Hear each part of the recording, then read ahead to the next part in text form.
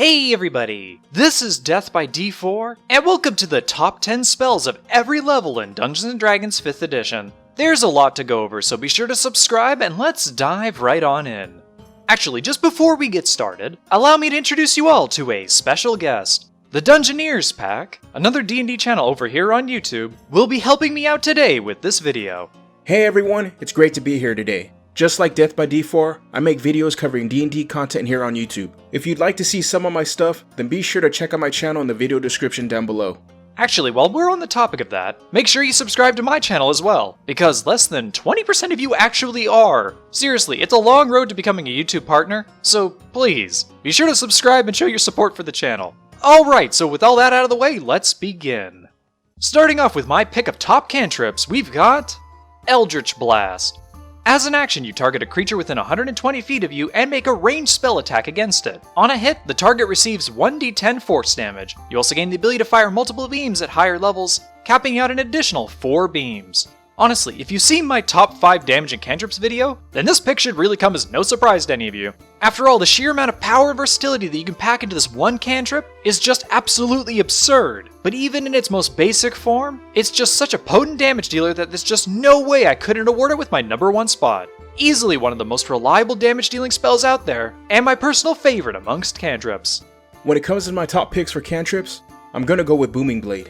As part of a melee attack action, you hit your target and sheath them in a veil of booming energy until the start of your next turn. If the target willingly moves before the spell ends, then they immediately take 1d8 thunder damage. The power of this cantrip also increases as you level up, capping out at 3d8 on a hit and 4d8 when the target moves. Though this cantrip might be a bit more restrictive than something like Eldritch Blast, I just love the idea of using magic as part of melee combat. This cantrip can actually work pretty well at locking down targets nearby you, and the fact that it gains the ability to deal damage on a hit is just super useful. Overall, a pretty niche cantrip for sure, but definitely a must-have pick for any melee-focused spellcaster.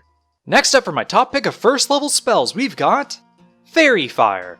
As an action, while you maintain concentration on this spell, you target a spot within 60 feet and force all creatures within a 20-foot cube to succeed on a dexterity saving throw. On a failed save, the target sheds dim light in a 10-foot radius, can't gain any benefit from being invisible, and all attack rolls made against them now have advantage. Honestly, when it comes to first level spells, there really aren't a lot of amazing options for dealing damage. However, when it comes to utility, spells like Fairy Fire are definitely where it's at, as being able to lock in advantage against multiple targets like that is just insanely useful. Easily one of the best first level spells out there, and one of the best debuff spells in the entire game. For my top pick of first level spells, I went with Bless. As an action, while you maintain concentration on this spell, you can enchant up to 3 creatures of your choice. These creatures then gain a d4 bonus to any attack roll or saving throw that they make. Like Death by D4 said, there really aren't a lot of great damage dealing first level spells. However, though Fairy Fire is a great debuff spell to have against your enemies, Bless is a great buff spell to have for your allies. After all, that extra d4 can be all that you need in order to turn the tides of combat against your enemies. Definitely a great first level spell to have, and one of the best buff spells in the entire game. Next up for my top pick of second level spells, we've got Suggestion. As an action, while you maintain concentration on this spell, you target a creature within 30 feet and force them to succeed on a wisdom saving throw. On a failed save, the target will obey any one reasonable command that you give it. Honestly, there are a lot of good second level spells out there, and just picking one of them is really hard to do. However, whenever I'm picking my second level spells, I always try and plan out my selection around eventually taking Suggestion whenever possible. After all, being able to force a creature to do virtually anything that you want it to is really useful. And it's always worth mentioning that this spell can last for up to 8 hours. Seriously, just wow! Easily one of the best second level spells out there, and my personal favorite pick amongst second level spells. For my top pick of second level spells, I went with Enhanceability.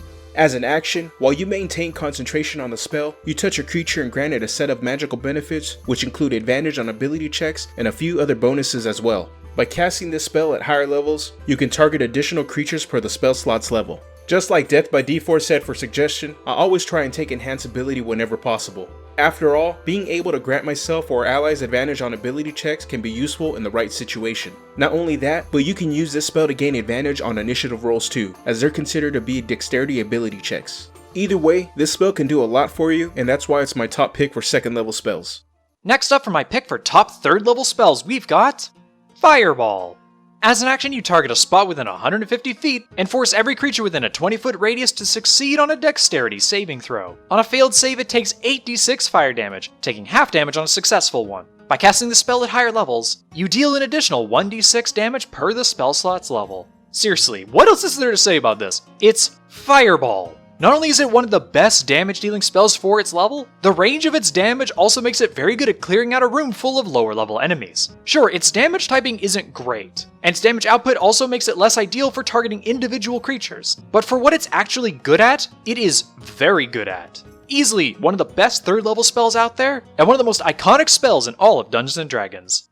So as it turns out, I also went with Fireball for my 3rd level spell. There's nothing quite like it, so yeah. Well, okay then. Next up for my top pick of 4th level spells, we've got Banishment. As an action, while you maintain concentration on this spell, you force a creature within 60 feet to succeed on a Charisma saving throw. On a failed save, that creature is sent to a harmless demi-plane. However, if the creature is native to another plane of existence, then it's sent back to its home plane instead. And if you maintain concentration on the spell for its entire duration, then it does not return when the spell ends. Honestly, this spell is actually kind of absurd. Even when used on a creature native to your plane, just having the ability to instantly remove a threat from the battlefield is insanely useful. However, the added effectiveness against planar threats is the main reason why I take this spell, as it could just instantly cripple an enemy's forces if utilized correctly. Not only that, but you could even use this spell to save an ally's life if you absolutely need to. Either way, it's still a great 4th level spell for you to have, and one of my personal favorites overall.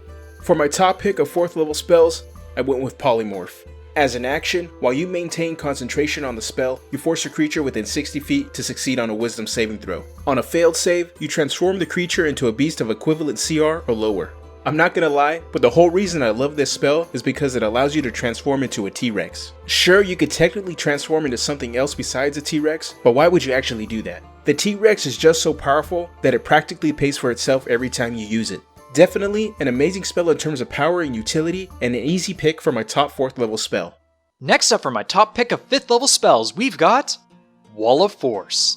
As an action, while you maintain concentration on the spell, you create an invisible force field of sorts that appears as either a 10-foot radius hemisphere or a series of 10 10-foot by 10-foot panels. While the wall is present, nothing physical or ethereal can pass through it, it's immune to all damage types, and it cannot be dispelled. However, the Disintegrate spell will instantly destroy it. So when utilized correctly, this spell becomes a literal nightmare for your enemies to try and deal with. After all, not only can you use it to protect yourself from danger, but you can use it to lock in enemies with something dangerous, like an ally's casting of Cloud Kill, or maybe even just the party's Raging Barbarian. Either way, you'll know that you're using it correctly when the Dungeon Master starts to quake in their boots. Easily one of the best protection spells out there, and my personal favorite 5th level spell in the entire game.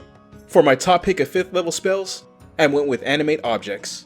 As an action, while you maintain your concentration on the spell, you can choose up to 10 non-magical objects within 120 feet to animate. Once animated, you can then use your bonus action to command the objects to do a variety of things for you.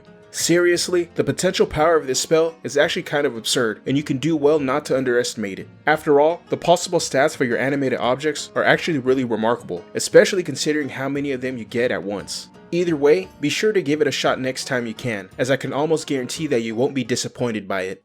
Next up for my top pick of 6th level spells, we've got Windwalk. After taking a minute to cast this spell, you and up to 10 willing creatures within 30 feet gain the ability to freely transform into wispy clouds for 8 hours. While in cloud form, you gain a flying speed of 300 feet, have resistance to non-magical damage, and can only use your action to dash or revert back to your normal form. In general, this spell is basically the equivalence of a controllable fast travel spell. After all, being able to fly around at basically 600 feet per turn for 8 hours is just insane. Seriously, this even gives spells like Teleport a run for its money. However, what makes this spell super useful by comparison is the ability to allow it to quickly and safely navigate the interior of dungeons, as I highly doubt that anything that you'll come across in there will actually be able to stop you when you're doing so.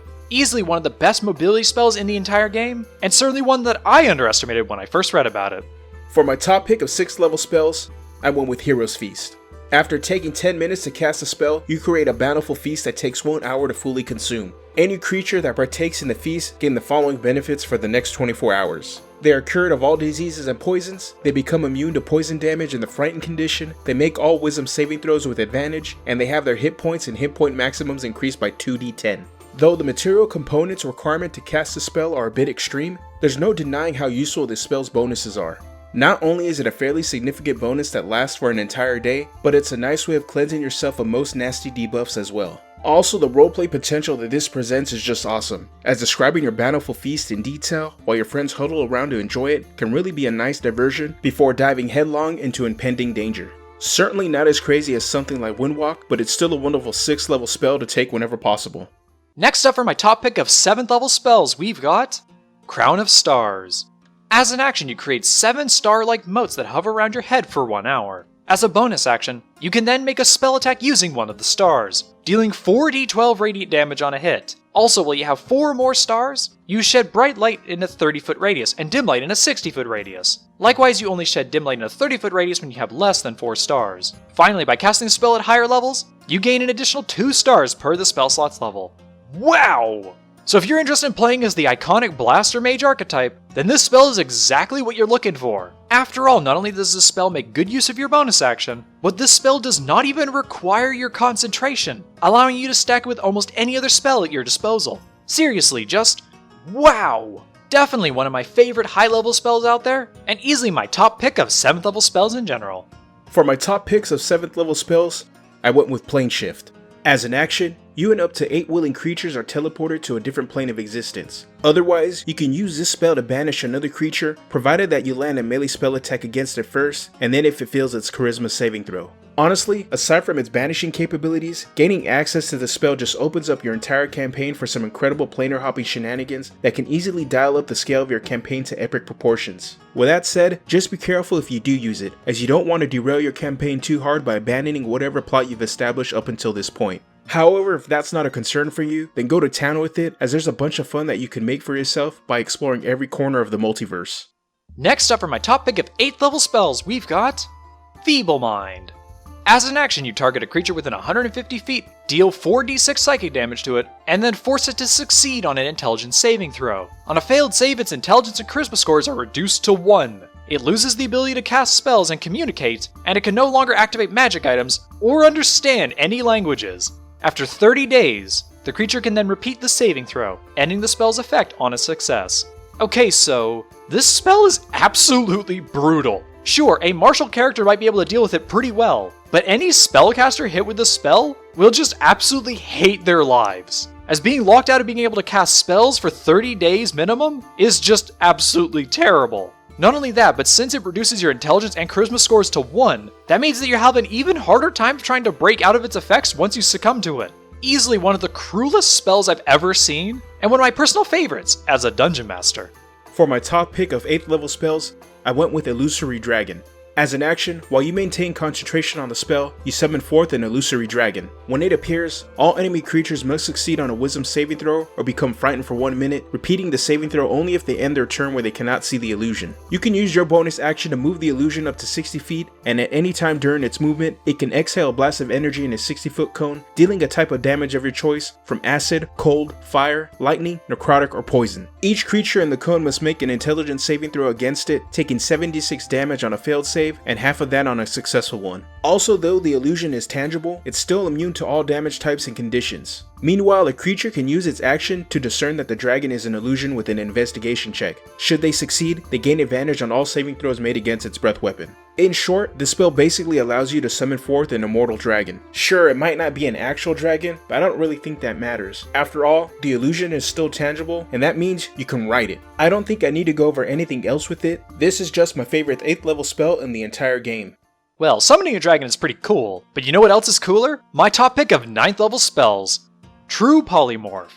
As an action, while you maintain concentration on this spell, you pick a target within 30 feet and force it to succeed on a Wisdom saving throw. On a failed save, you transform any creature or object into another creature or object for up to an hour. However, if you transform a creature into another creature and maintain the spell for its entire duration, then that transformation then becomes permanent until dispelled, which can occur if the creature's hit point is reduced to 0. You know what's better than summoning an illusory dragon? Becoming a dragon. Yeah, no joke. For all the things that you can do with 9th level magic, this has to rate up there as one of the most epic things you can do. Not only that, but there's quite a lot of uses for the spell beyond just transforming creatures into other creatures, as you could then just turn the campaign's main villain into a flower pot. Why? For dominance. I don't know, why not? Either way, just Wow! Though there are lots of awesome 9th level spells out there, this one is just one of my absolute favorites out of the bunch. Okay, maybe with the exception of Blade of Disaster, but that spell is too new for me to say much about it. Easily one of the best spells out there, and my pick of penultimate spells for all of Dungeons & Dragons. And finally, for my top pick of 9th level spells, I went with Wish. As an action, you can recreate the casting of any 8th level spell or lower, or choose from one of the spell's alternative uses. Additionally, you can simply use this spell to enact anything that you desire, provided that you endure the consequences of doing so. First, you have a 1/3 chance of never being able to cast Wish again, and until you finish a long rest, you take 1d10 necrotic damage per the spell slot's level whenever you cast another spell, and your strength score is reduced to 3 for 2d4 days. Honestly, Wish is probably the most iconic 9th level spell in all of Dungeons & Dragons. Its power is both infinitely versatile and arguably campaign shattering. Though many people simply use it to recreate lower level spells, something that it's very good at, its ability to enact your will upon the world around you is just so tantalizingly magical that you could create an entire character arc around the use of this one spell. Definitely a legendary spell in every respect and easily my top pick for 9th level spells overall. And that's it. If you liked the video, then be sure to subscribe and let me know what you think down in the comments below. And if you'd like to have the chance to play D&D with me, then feel free to join my Discord server, and consider supporting me over on Patreon. Thank you all so much for watching, and I'll see all of you in the next video.